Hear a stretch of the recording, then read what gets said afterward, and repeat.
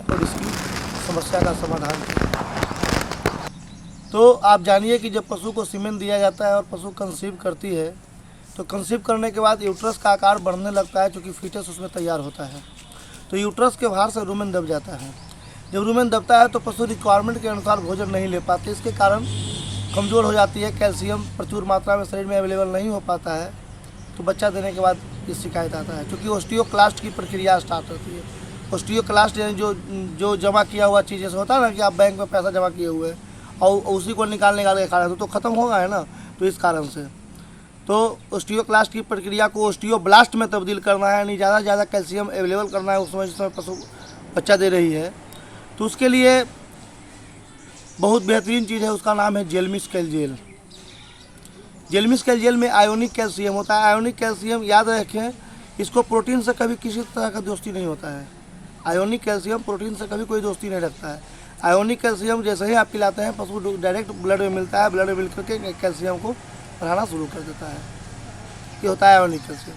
उसके साथ साथ विटामिन B12 डाला गया है, विटामिन B7 डाला गया है, L-Arginine डाला गया है। एनर्जी जो है 1000 कैलोरी डाला गया है ईच 100 ml। एक बोतल में 300 ग्राम होता है, तो 100 ग्राम में 1000 कैलोरी एनर्जी है, यानी 300 ग्राम में 3000 कैलोरी भी हम लोग पशु को देते हैं वो जेलमिस्केल जेल में। उसके बाद फास्फोरस है, जो फास्फेट के रूप में काम करता है। विटामिन B12 जो कोबालामिन होता है, तो कोबालामिन के रूप में ज़रूरी है ये जेलमिस्केल जेल। अगर आप अपने पशु को बच्चा देने से पहले हर सप्ताह 1 बोतल और बच्चा देने के तुरंत बाद 1 बोतल, 6 घंटे के बाद 1 बोतल और 12 घंटे के बाद 1 बोतल अगर आप अपने पशु को देते हैं तो पशु जो है मिल्क फीवर की शिकार नहीं होगी।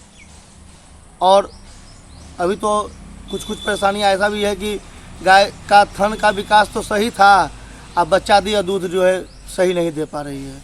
तो वो मेन कारण है ओस्टियोक्लास्ट।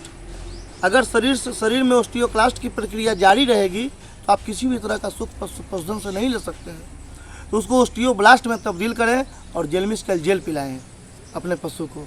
याद रहे, गाभिन होने के बाद 8वें महीने के बाद आप 1 सप्ताह पे जेलमिस्केल जेल दीजिए और बच्चा देने के तुरंत बाद 1 फाइल, 6 घंटे के बाद 1 फाइल और 12 घंटे के बाद 1 फाइल दीजिए और पशु को मिल्क फीवर से बचाइए।